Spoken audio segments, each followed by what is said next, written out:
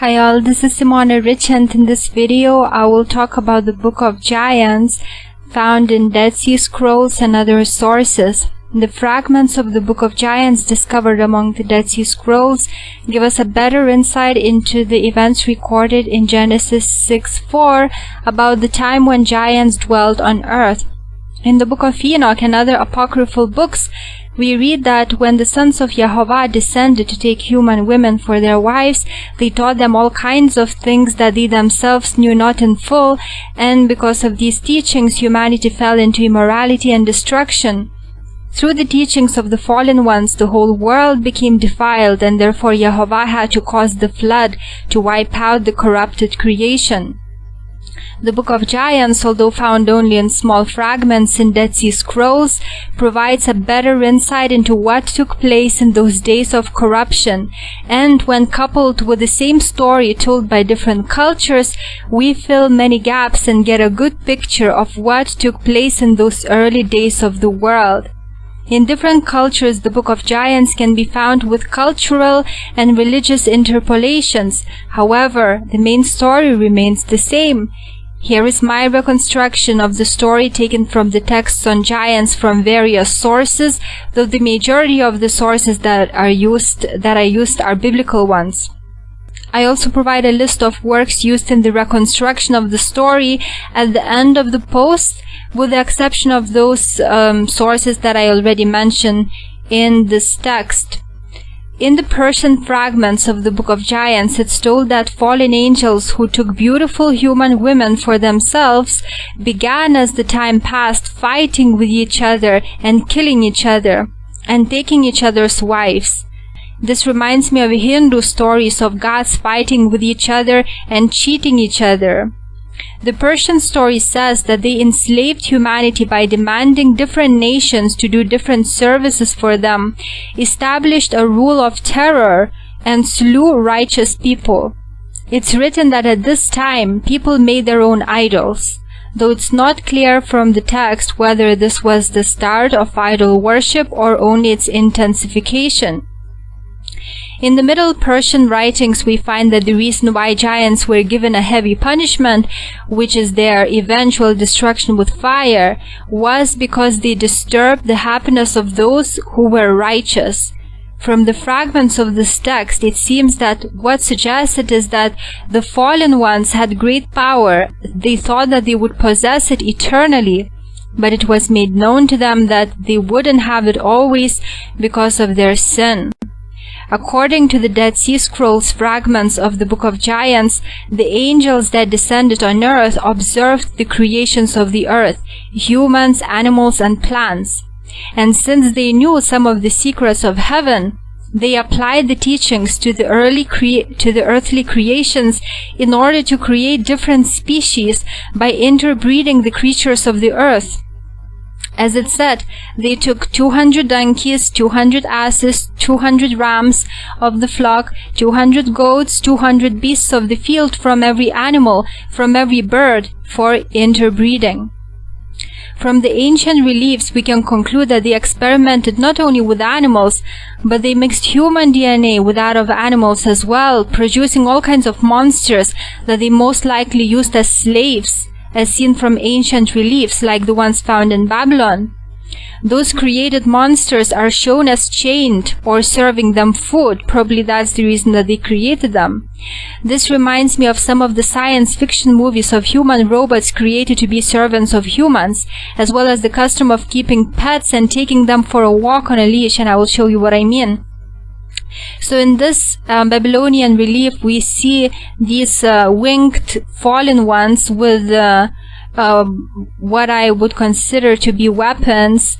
You can see them stepping on a creature that they themselves created, and this is a hybrid creature. We can see probably the body of a lion, and then we see the wings and the face of a human being, and this creature is being stepped on. So they were created as a sort of slaves, or to just show off what they created. For example, in this picture we again see these pagan gods, and one is riding on a what seems to be, again, genetically modified creature, and you can see a leash, that this person actually holds this creature on a leash. So that's why I think that this custom that we have of keeping pets on a leash and taking them for a walk on a leash came directly from these creatures. And you can again see what I consider to be weapons, and this seems to be like a lightning. I think that's the way that lightning was portrayed in ancient times, although some people might consider it to be sort of a structure looking like DNA, but I think it's just a symbol of this demon that pagans call God. Probably it's a demon of lightning or something like this. And we see a king and probably a queen. This is a king who is giving offering to these demons. So people were slaves of these creatures. Even a king himself was subservient to these creatures. And so these demons, they descended to the earth, they pretended to be gods, they enslaved humans to do all sorts of things for them, and they demanded that those humans would give offerings to them. And we see that this custom is still prevalent in different cultures. And so although these demons are no more, I mean, the evil spirits that they produced when giants were born from the union of them and humans, they're still on the earth. But the demons, these original ones that descended and made and caused destruction on the earth, they were captured. They are no longer here, but they are still worshipped by pagans. So they do not want to end the slavery that these demons established, but they actually continue serving these creatures. And we see again here a hybrid, a sort of gazelle, maybe gazelle-looking creature with wings. And this is, I think, when I read in a history book, I think it's a griffin. And here we see also a hybrid. It's a mixture of a bird and a human being, and maybe a tail of a scorpion. And you see this creature being used for probably hunting. So again, they are created to do tasks for these evil creatures. They were created as a slave race, and humans were also enslaved by these evil angels who descended from heaven. Furthermore, the fallen angels taught humans the science of medicines, acts of sorcery, divinations, and other knowledge. When offspring were born to them from human women, they grew to become men of great size, as well as insatiable appetites. The Greek text of Watchers from Panopolitanus says that they, meaning the Watchers, ate the labors of men. As they were unable to supply them, as men were unable to supply them, the giants grew bold against them and devoured the men. They began to sin against birds, animals, reptiles, and fish, and to eat the flesh of each other. They started eating each other, and they drank the blood. When they consumed all there was to eat on earth, they started to consume humans. We can see this. I showed this picture in a few of my videos. It's a Hindu demoness Kali. She's one of the highest goddesses, and you see here that she's eating the internal organs of a female, and this lady is taking a baby for this creature to eat, and she is holding another child, and this man is giving her, offering her food. So basically these, you can see, I like this picture because it illustrates that reign of terror. People were so afraid of them, they gave everything to them so that they themselves would not be destroyed. It was a horrible time, and Hindu people still continue worshipping these evil demons who caused only pain and destruction for humanity.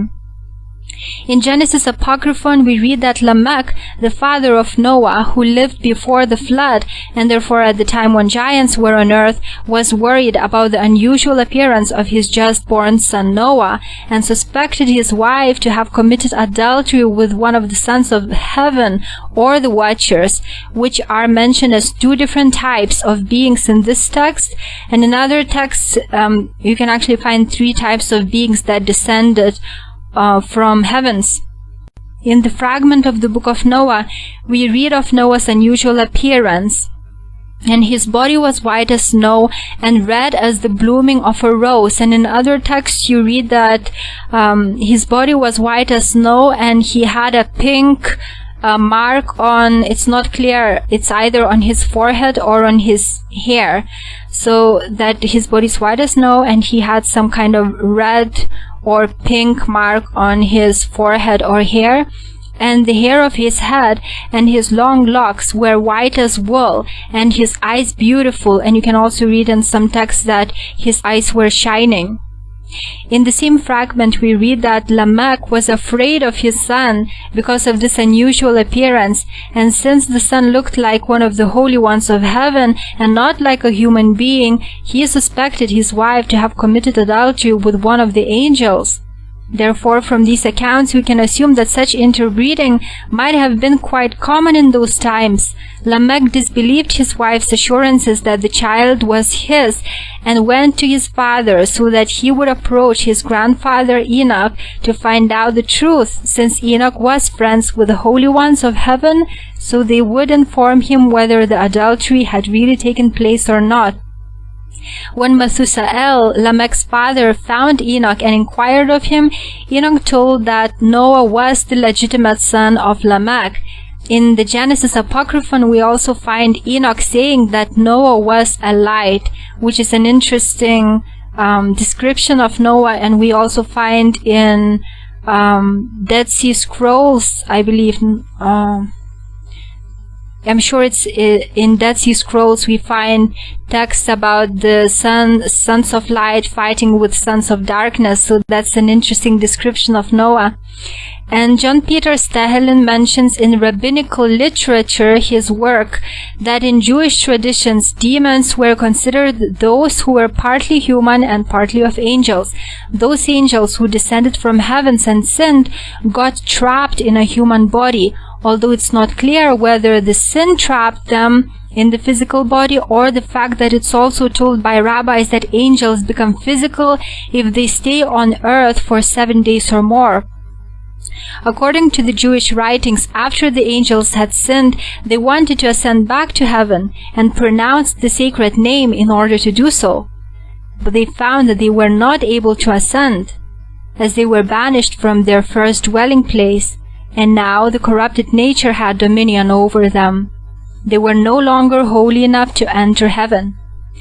In rabbinical literature, we also find it said that there are three types of demons: the ones that look like ministering angels, the ones that resemble human beings, and the ones that resemble animals. Those that are ministering angels give knowledge, and this reminds me of Hindu stories of these supernatural beings imparting knowledge and of medicine, yoga, and other fields to human beings. That knowledge seems to be beneficial, but at the end it causes destruction. Also, this reminds me of a shining figure that some people mistakenly believe to be Christ, but who is a deceiving spirit manifesting on this earth and giving humans New Age teachings. I believe some rabbis were deceived by such type of spirits, since they believed that some of them were not bad, but were helpful to human beings, and even held conversations with them and were taught by them. And some New Age people, they believe that Christ is communicating with them, but the message is always just unconditional love and nothing about the law of the Father, nothing like this. So I know this is not the Christ, and we are told to test every spirit. In the Midrash of Shamhazai and Azael, we find it said that one of the fallen angels, named Azael, was the one who taught humans the art of all the dyes and all kinds of ornaments by which women entice men to thoughts of sin. So this again confirms might believe that women should not wear makeup or any kind of ornaments because it does lead to sin, because you might think that it looks very beautiful, but it just causes men to lust after you, and it's we will be held accountable for if we cause this kind of lust. So it's better to avoid these kinds of external beautification methods and just beautify yourself internally, and then you will look beautiful, because inside will be clean, and therefore your virtues will be seen through to the outside. In the Sogdian story of giants, it's told that the 200 fallen angels who descended from heaven were shapeshifters. When the angels of Yehovah came to restrain them, they shapeshifted into human beings in order to hide themselves from them. But angels knew which ones were fallen angels and which ones were humans, and removed fallen angels from humans in order to imprison them in the 32 cities created for that purpose, and some say that they were imprisoned in the valleys at the ends of the earth.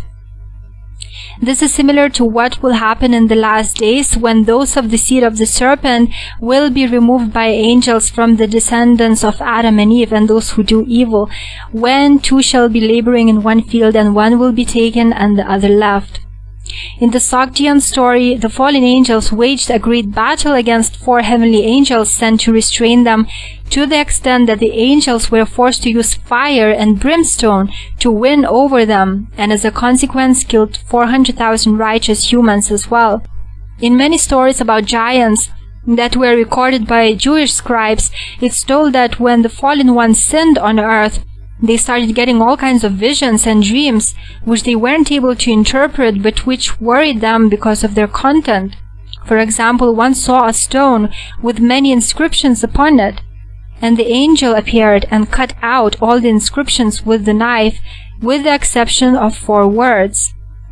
Another dreamed of a clay tablet with different writings that was immersed into water, and when it was taken out of the water, only 3 inscriptions were left.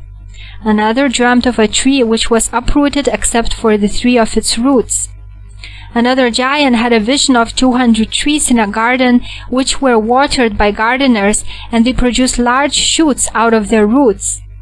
Suddenly the garden caught fire, and all of the trees were burned. After more similar dreams and visions, the giants and their offspring became afraid, and decided to ask the scribe and prophet Enoch about the meanings of their dreams and visions. They sent one of the angels that was with them, named Mahweh, to fly through heavens in search of Enoch, who was already taken by Yehovah into heavens. When he found him, he asked him what their end would be, and what their visions and dreams meant.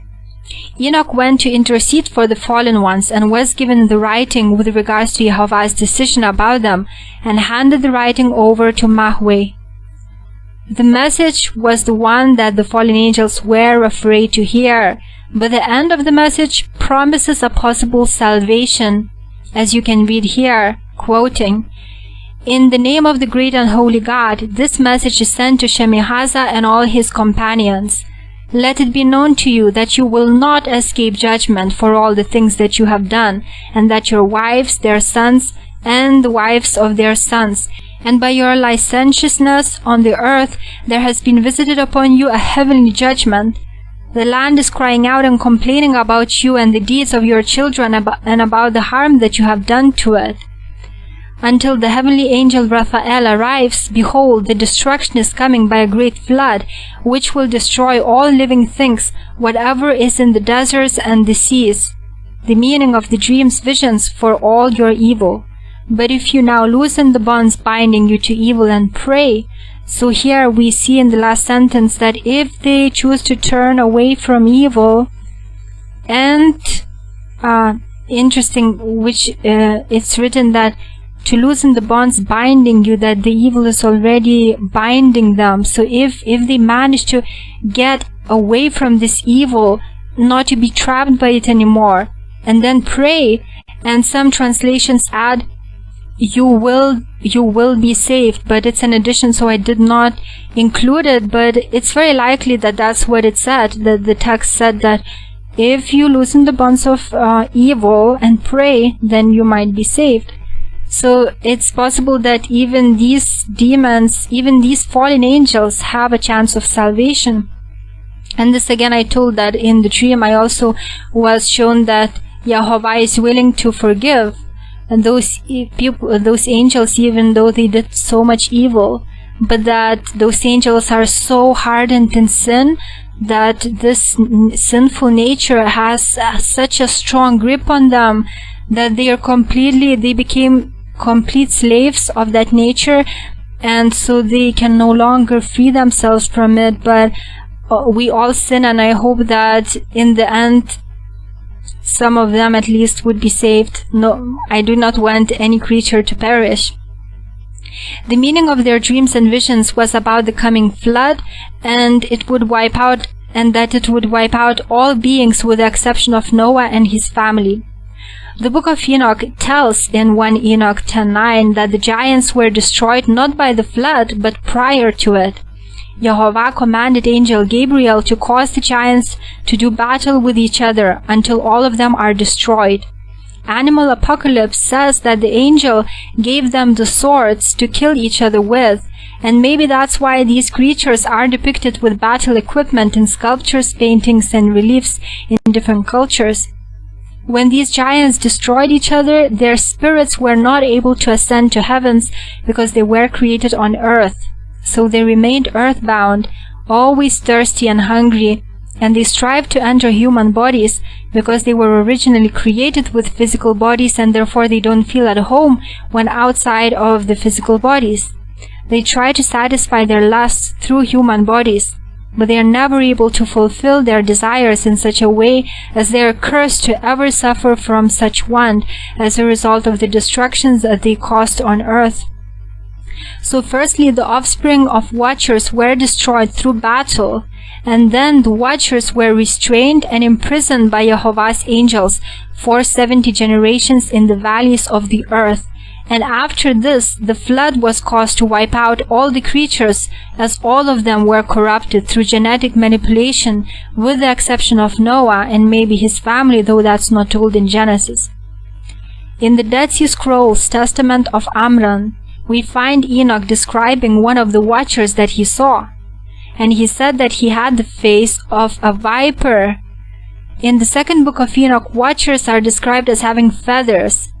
This reminds me of Sumerian or Babylonian statues and reliefs of reptilian and feathered beings such as these ones, which are really early statues, one of the earliest statues of Sumerian culture. And I think what we're looking at are these fallen ones, the angels that descended from heaven, and I do believe they were of different types. As I said, some texts mention 3 types. And here we see again, I believe, what is those fallen angels, and they look kind of like human, but the feet look more like of animals, and then they have wings. And this is again one of the pagan gods, and he has wings. So in summary, although the surviving texts about giants are few and fragmented, by adding them together we can get a good picture of the events that led to the flood. The sons of Jehovah descended from heaven, seduced by the beauty of women. They took for themselves women after the custom of the earth and produced giant offspring. Those offspring, due to their size, started consuming large amounts of food, including animals, and when their food sources became scarce, they turned to consume human beings, which is the fact preserved not only in writing but in ancient statues and reliefs of different cultures. Furthermore, the fallen ones, by using incomplete knowledge of creation that they received in their first habitation, the heavens, started applying it, probably in order to mimic the creative activities, the creative abilities of Jehovah or his son, and due to their incomplete knowledge and not having received Jehovah's permission to do so, they created monstrous beings. Furthermore, they enslaved humanity to do services for them, and unfortunately even today many nations continue worshipping and serving these creatures in the form of idols. Due to their evil doings, the whole earth became corrupted, and they started having terrible dreams and visions, which were interpreted by Enoch as showing their coming destruction. A heavy punishment was sealed for them, and their immortality was taken away from them as a result of their transgressions. The offspring of the fallen angels were caused by Angel Gabriel to battle with each other until all of them are destroyed. Fallen angels were taken into captivity by the angels of Yehovah to be imprisoned. Their attempt to blend into humanity by shape-shifting to look like them did not succeed. And the rest of the corrupted creation was destroyed by the flood. So this is all the research that I have done on this topic, and these are the other sources that I have used in order to piece together the narrative about the things that took place before the flood. And this is all for now. Thank you for watching, and God bless you.